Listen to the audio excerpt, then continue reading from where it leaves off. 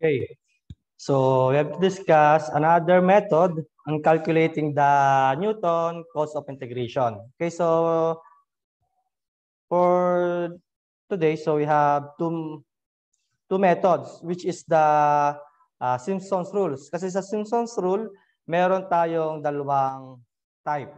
Okay, so ano ba sa Simpson's rule? Okay, so aside from applying the trapezoidal rule with finer segmentation, another way to obtain a more accurate estimate of an integral is to use a higher order polynomials to connect the points. So for example, if there is an extra point midway between f of a and f of b, so the 3 points can be connected with a parabola. Okay, then if there are 2 points equally spaced between f of a and f of b, so the 4 points can be connected with a third order polynomial. The formulas that result from taking the integrals under these polynomials are called Simpsons. Okay, so yung last topic, which is the trapezoidal rule, ang ginagamit natin na figure is trapezoid, di ba? Sa pagkuha ng area under do sa ating given function. O let's say dito sa ating given curve. Pero this time, for Simpson's rule, ang gagamitin natin is parabola. Okay? So dito, sinabi dito, if merong tayong points daw midway between f of a and f of b, so pwede natin siya i-connect as parabola. Okay? So ito yung sinasabi, let's say f of a, then f of b. Okay? Yung midpoint is ito. So ito daw is i-connect natin as parabola. Kaya yung kanilang naging figure dito is parabola. Okay? 3 points na pinag-connect natin forming parabola. Okay? So, yan yung magiging concept natin dito sa Simpson's rule. Okay? So, ano ba yung dalawang type of Simpson's rule? So, first is the Simpson's 1/3 rule. Okay, so bakit ito tinawag na 1/3 muna? So, gawa lang dito sa h over 3. Ibig sabihin, to calculate for the integration of a given function, so we have h over 3 multiplied by f of x0 plus 4 multiplied by f of x1 plus f of x2. Kaya naging 1/3 ito. So, h over 3. Okay, so doon ang galing siya. Okay, alam naman natin yung h is the step size, di ba? Which is equals to upper limit minus lower limit all over n. Dito sa Simpson's 1/3 rule, ang minimum number of segment natin, okay, minimum number of segment is 2. Okay, kaya kung mapapansin niyo dito sa ating figure, ito yung segment natin. Isa, okay, isa, tsaka ito yung isa, dalawa. Okay, 3 points, hinati natin into 2 segments. Tatandaan sa Simpson's 1/3 rule, ang ating minimum number of segments is 2. Kaya kung sa-substitute natin dito sa equation, itong h, so we have h equals to b minus n. Okay, substitute the value of h, so we have b minus a all over 3. Okay, kaya ito naging 3 times 2. Kasi yung n natin, again, minimum for Simpson's 1/3 is 2. Okay, sinubstitute lang natin itong h dito sa ating original equation. So, sa madaling salita, ito yon. I equals to h. H natin is ito. P minus A over N. Again, sa Simpson's 1/3, so ang minimum number of segments natin is 2. Okay? Multiplied by f of x0 plus 4 multiplied by f of x1 o yung ating midpoint plus f of x2. Okay? All over 3. Ayan. Kaya naging 6 ito. So we have b minus A, okay, multiplied by f of x0 plus 4 f of x1 plus f of x2, okay, all over 6. Okay, kaya itong gagamitin nating formula to calculate dito sa ating Simpson's 1/3 rule. Pero ito is for single application lang. Okay? So, try muna tayo magsagot using single applications bago tayo mag-proceed dito sa multiple. Okay?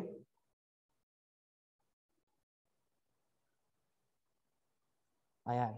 So, problem. So, use Simpson's 1/3 and Simpson's 3/8 rule to integrate. So, ito yung function natin. f of x equals to 0.2 plus 25x minus 200x squared plus 675x cubed minus 900x to the fourth plus 400x to the fifth. Okay? So ito, integration lang. So, by using single applications. Single application.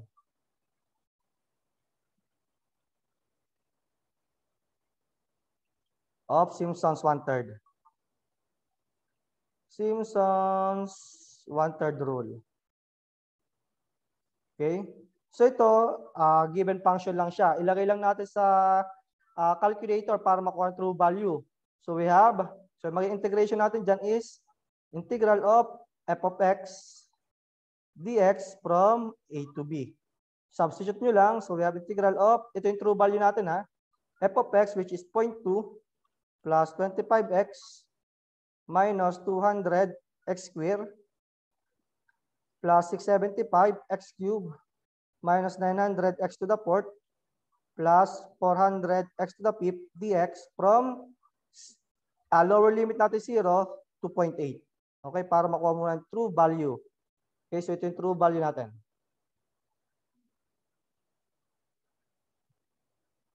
Okay, so we have integral of 0.2 plus 25x minus 200x squared plus 675x cubed minus 900x to the fourth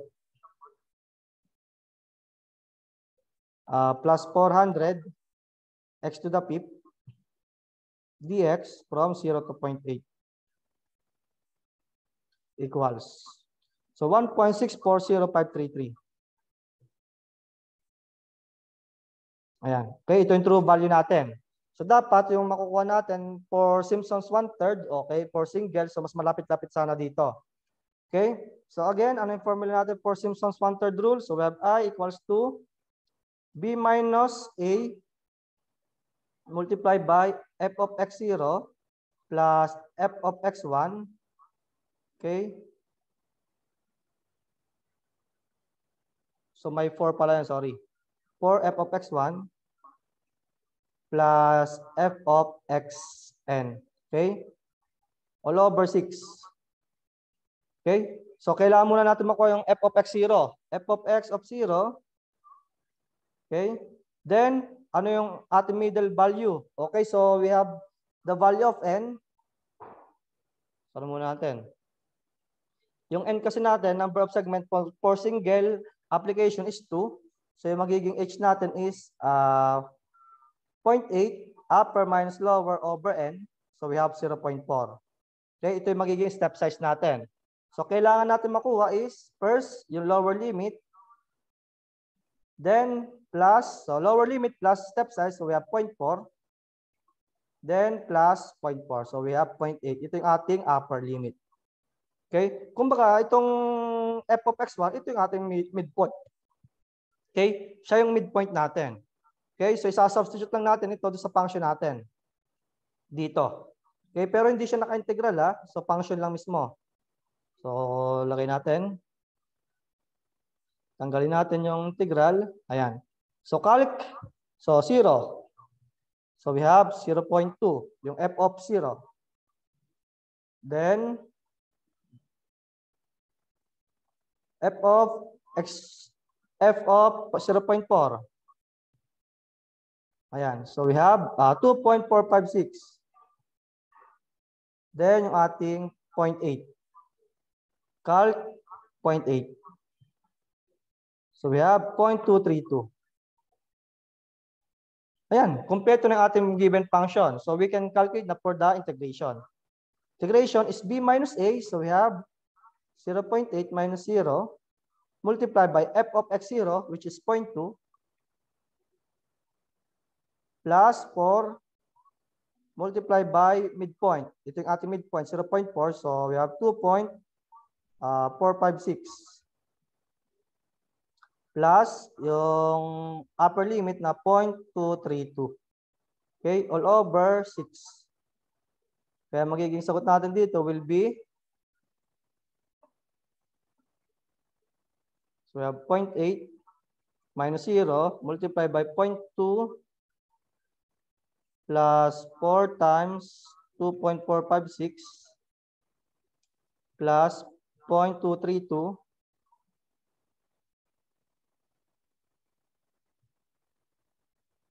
all over 6.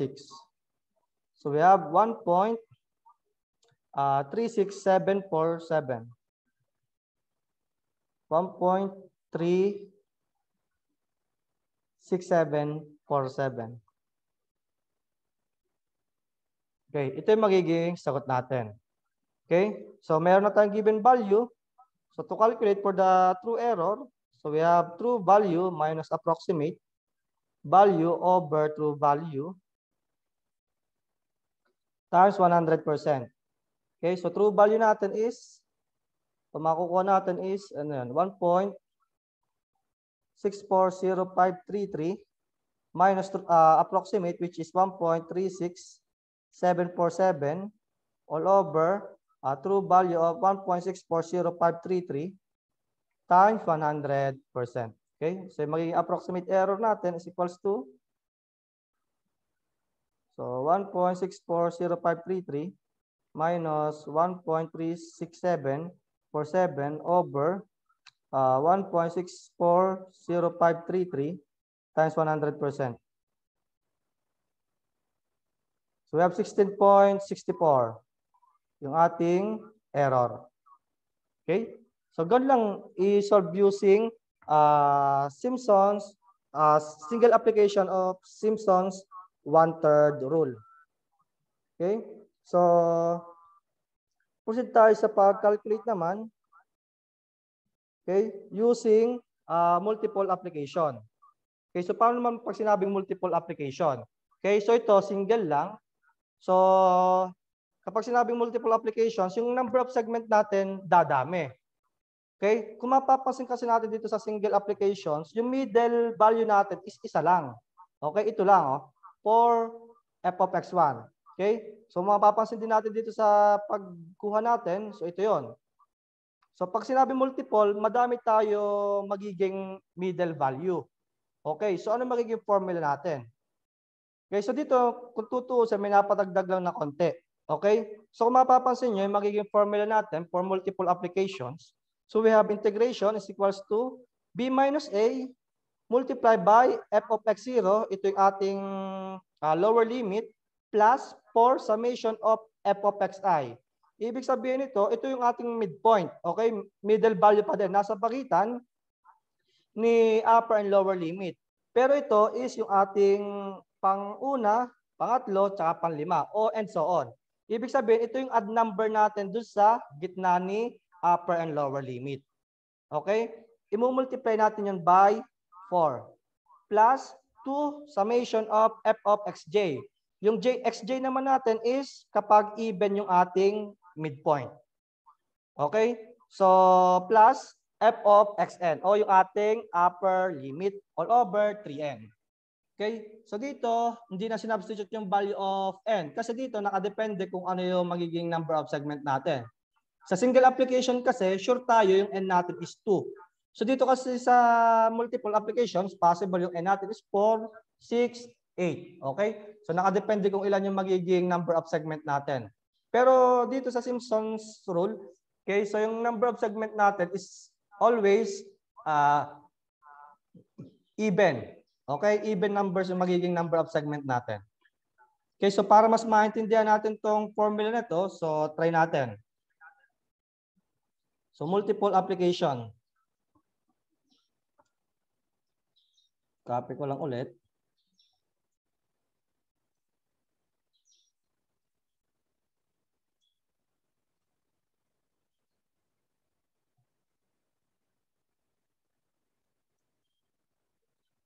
Ayan. So for multiple applications of Simpson's 1/3.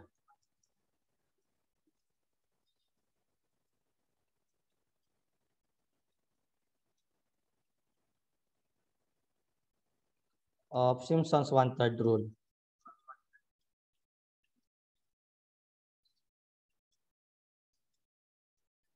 Okay?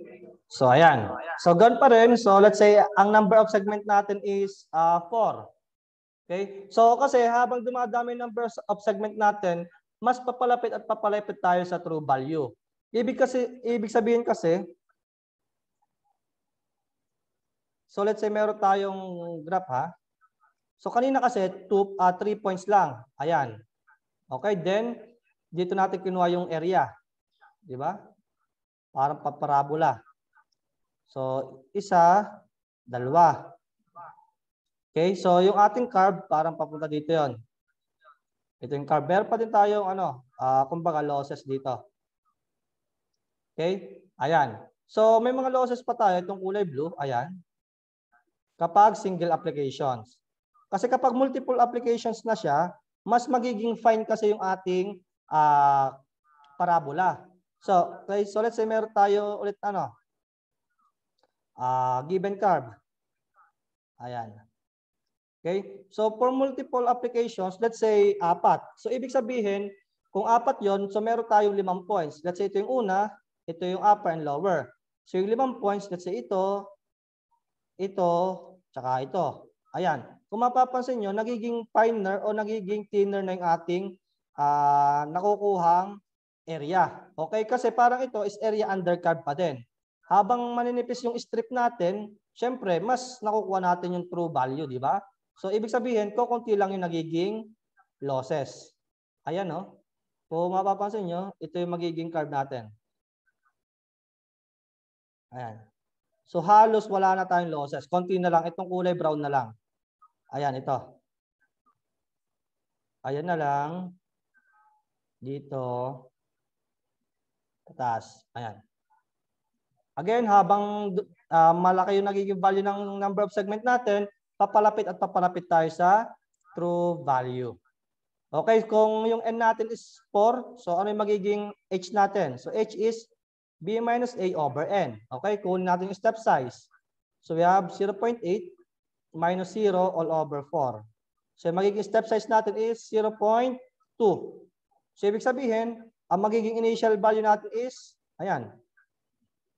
So let's say meron tayong f of 0, syempre. Then a step size is 0.2, so we have 0 plus 0.2, so we have 0.2. Then 0.2 times plus 0.2 ulit, so we have 0.4, sorry.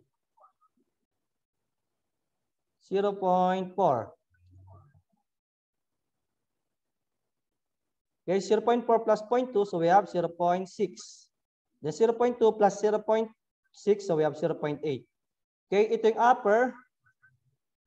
Ito yung upper limit natin. Ito yung lower limit. Okay, ito yung midpoint natin. Yung tinutukoy kasi dito sa equation na okay, itong 135 ibig sabihin add, okay, ibig sabihin yung mga odd numbers na nasa gitna. Then dito sa kabila kapag ita-times natin sa 2, yung mga even numbers do sa ating gitna o do sa ating middle value. So ibig sabihin kung ilalagay ko to, ito si 1, okay? 2, 3. Ayan. Ito ang ilalagay natin sa ating equation. So bago yon, kailangan muna natin makuha yung kanilang mga values. Siyempre. Balik tayo sa ating given function. Ayan. So we have 0.2. So, diba? So 0 muna. So we have 0.2. Kapag 0.2, calc 0.2, so we have 1.288. Kapag 0.4, so we have 2.456. Kapag 0.6,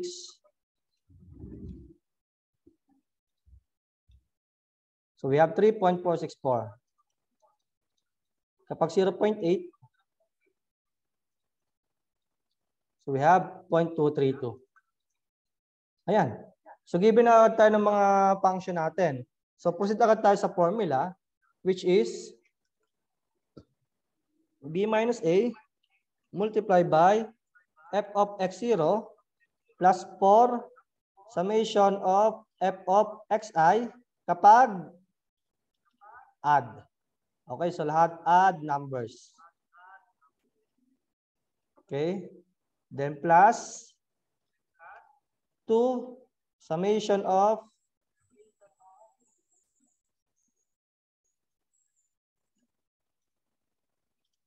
f of xj kapag yung I natin is, o kapag yung j natin is even. Even numbers. Okay? Then plus f of xn. Okay? All over 3n. Okay? So yan magiging equation natin. Ayan. Okay? So substitute lang natin dyan. Yung nakuha natin mga values. Okay? So we have b minus a, so 0.8 minus 0 multiplied by f of x0. So we have 0.2 plus 4 multiplied by summation ng lahat ng add. Okay? Ang add numbers natin is dito sa function of 0.2 saka 0.6. Dito sa add, so we have 1.288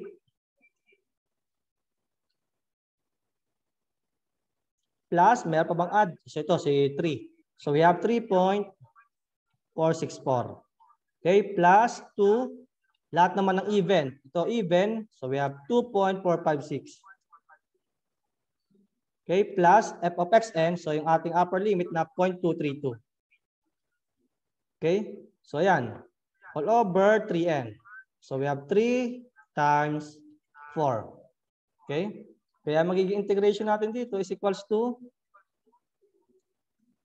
so 0.8 multiplied by 0.2 plus 4 multiplied by 1.288 plus 3.464 plus 2 times 2.456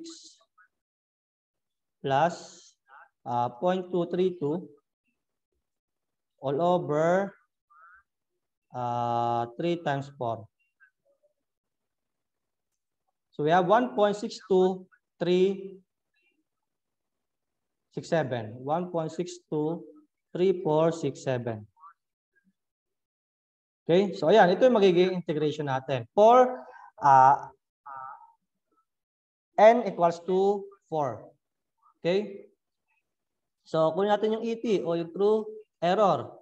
So we have true value minus approximate value all over true value times 100%.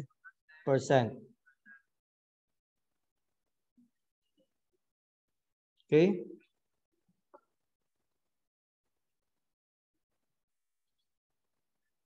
So we have true value of 1. Ang true value natin 1.640533.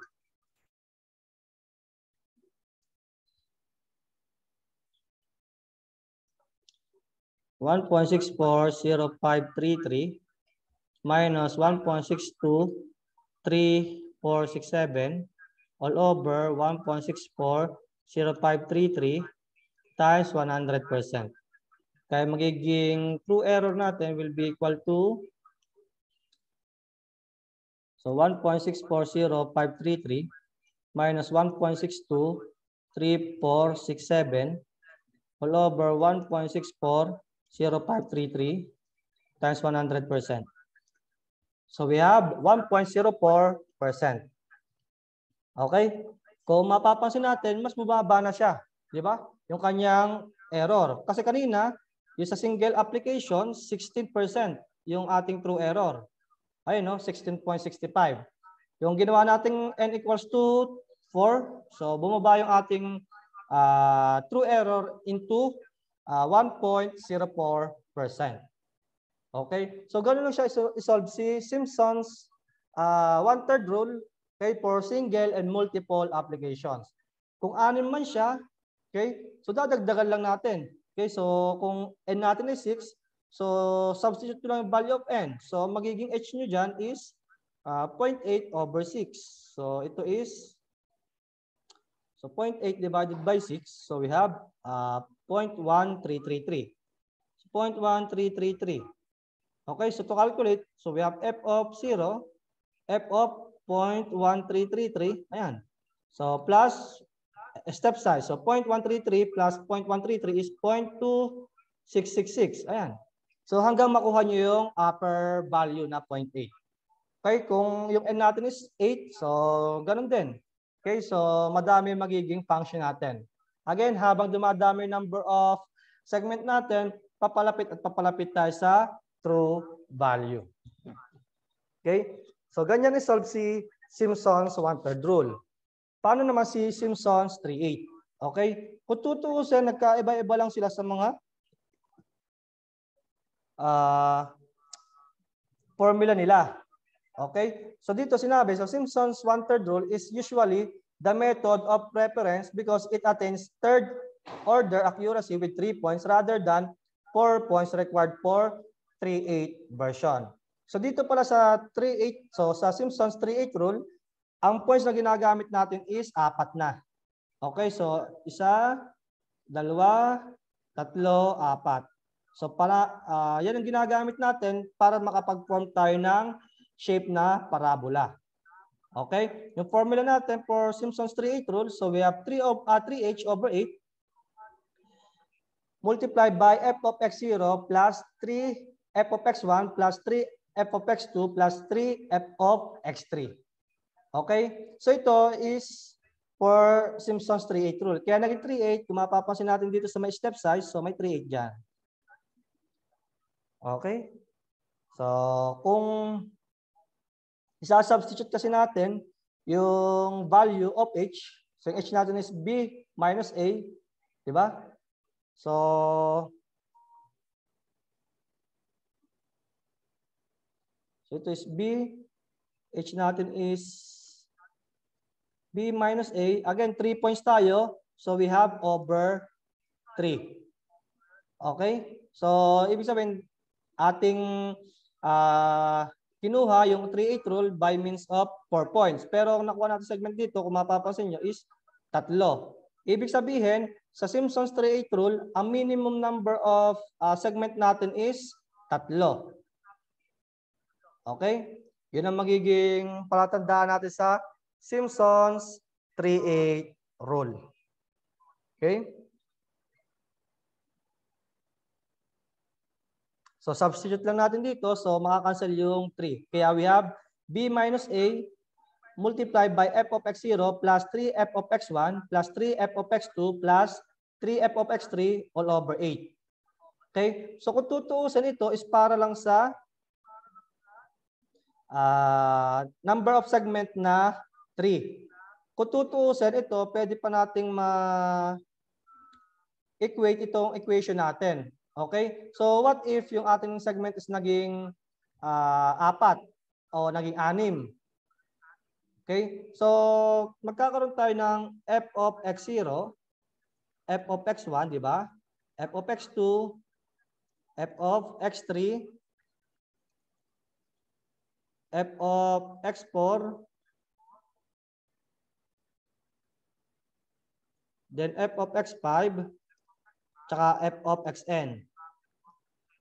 Okay? So dito, may madadagdag dito ang equation. Okay? Lahat ng magiging multiple by 3 na nasa gitna, kasi itong f of x0 saka itong f of x3, ito yung dulo. Okay? So ito yung upper and lower limit. So let's say ito, tsaka itong upper limit.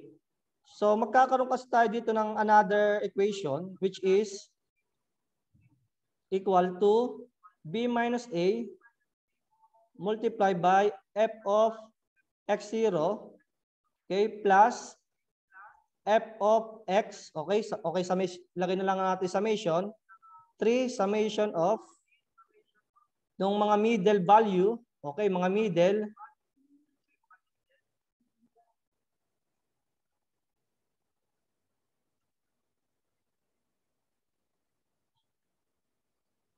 ilipat ko lang. Ayan. So mga middle value, then plus, ito naman yung summation ng middle value din pero multiple by 3.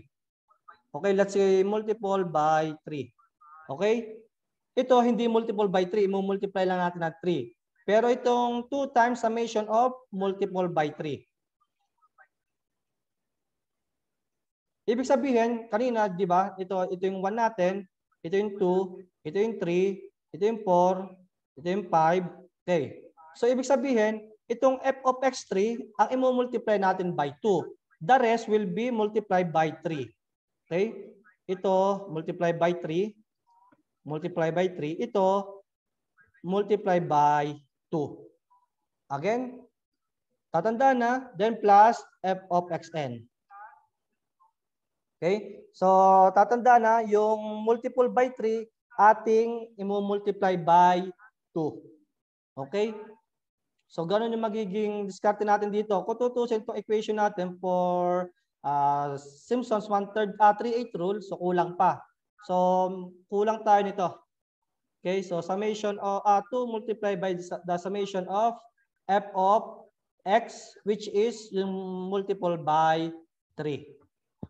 Okay, so try tayo ng example para mas maliwanagan tayo.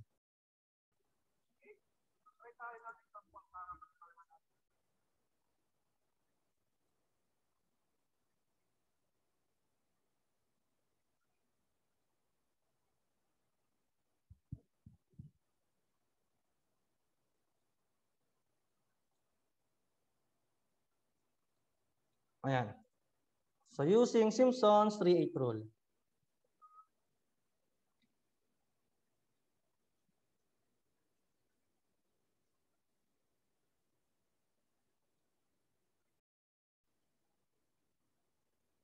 Okay?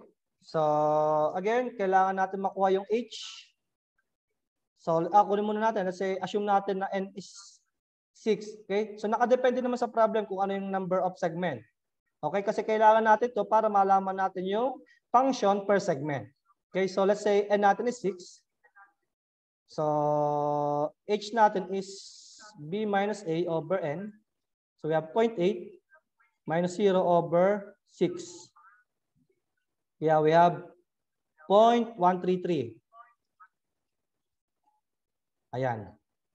So yan ang magiging step size natin. So kailangan ko f of 0, f of plus step size, 0.133. So f, so 0.133 plus 0.133, so we have 0.266. Okay. Then f of, so 0.266 plus 0.133, so 0.3999. Okay, so plus, so 0.399 plus 0.133, ilan yun?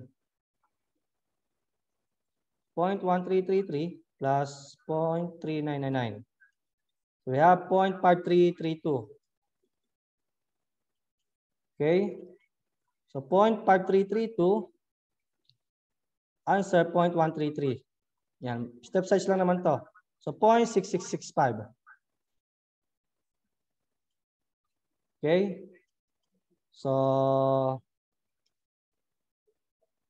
plus 0.133 ulit. Plus 0.133. So we have 0.7998 o 0.8. Ito na yung upper limit natin. Okay? So kung ilalagay natin to into ano ulit, numbering, okay, ito si 1, ito si 2, ito si 3, ito si 4, ito si 5. Yung upper and lower limit naman is independent. Okay? Ang mababago lang talaga is itong mga middle value natin. So kunin muna natin mga function.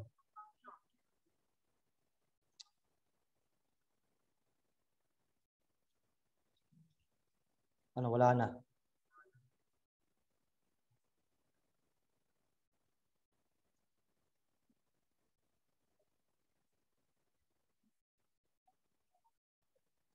Ayan. So we have 0.2 plus 25x minus 200x squared plus 675x cubed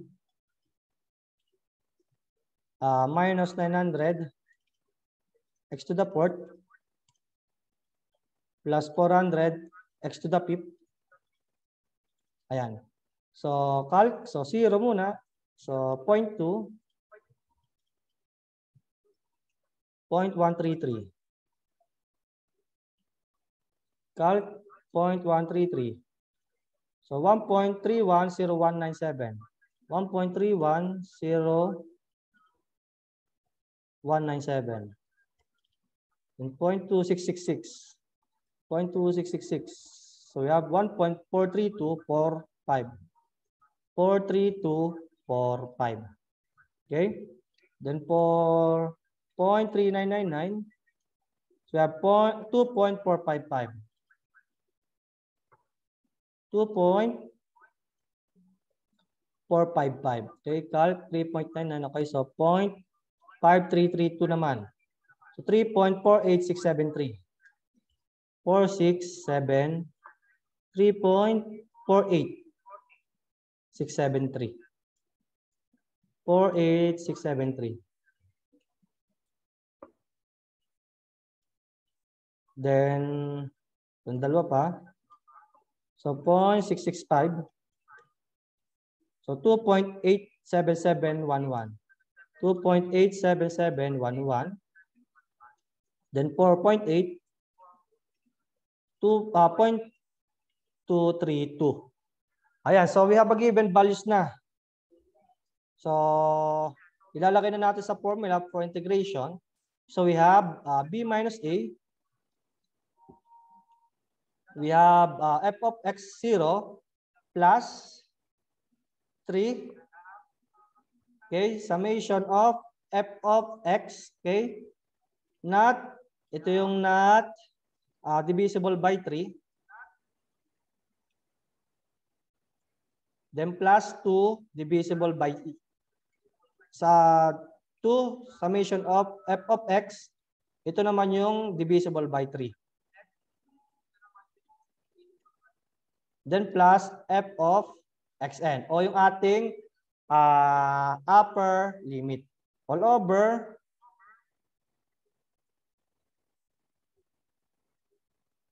ano yun? Formula natin.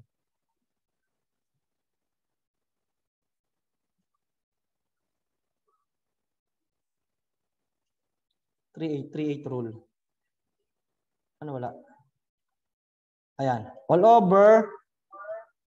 So we have, kanina yung n natin is 3. Okay? So magiging n. Okay? So dito, we have 3 over, so n at b minus a over n, so 6. So 1 over 16. Okay? So magiging 16. Kasi ito, cancel yung 3, cancel. So magiging 2. So 2 times 8, so 16. Ayan. All over 16. So ilagay natin para mas clear. So we have 6. So 2 times 8. Ayan. So we have b minus a. So 0.8 minus 0. Multiply by f of x0, which is 0.2. Plus 3. Tapos summation nung lahat ng hindi divisible by 3.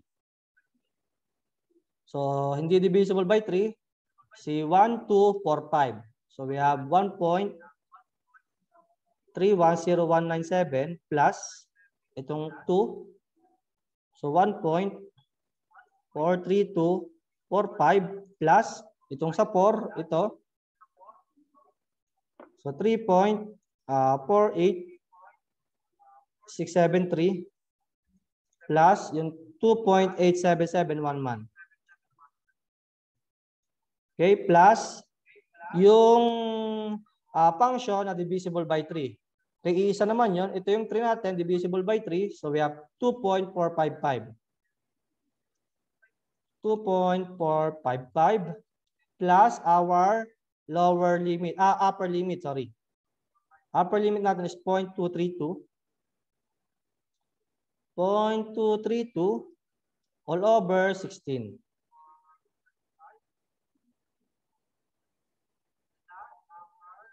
Ayan. So magiging integration natin will be equal to, so pag plus-plusin ko muna itong nasa gitna, baka hindi abuting calcu eh.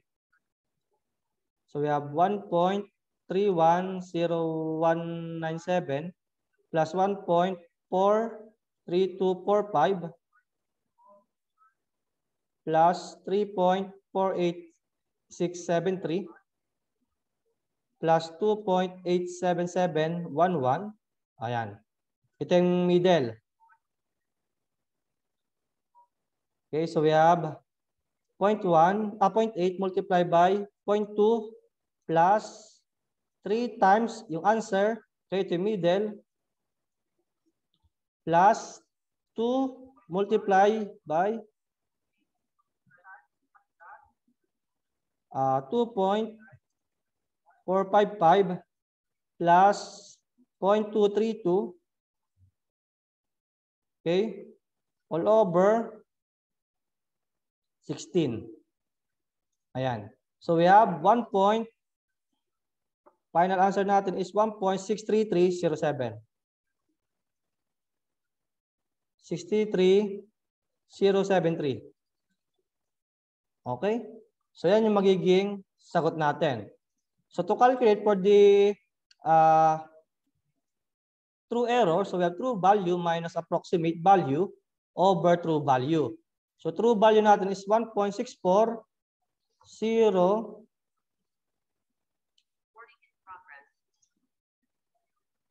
Yung true value 1.640533.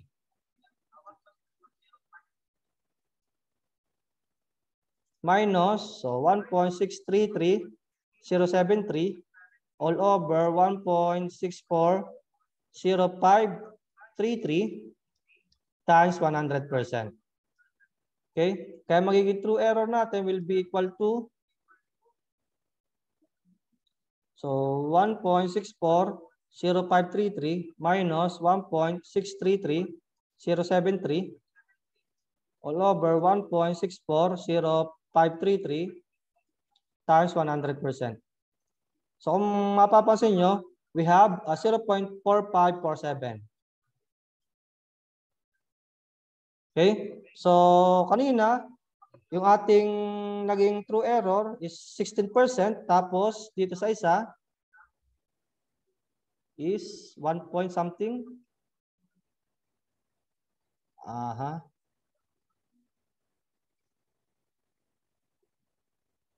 Ayun, 1.04. Okay, so ibig sabihin, yung Simpson's 3/8 rule, effective pala. Okay? Pero kung tutuusin dito sa Simpson's 3/8 rule, ang ginamit nating number of segment is 6. Okay, kaya binanggit ko sa inyo kanina, habang dumadami yung segment natin, papalapit at papalapit tayo sa true value. Okay? So yun yung concept ni Simpson's rule. Simpson's 1/3 saka Simpson's 3/8 rule.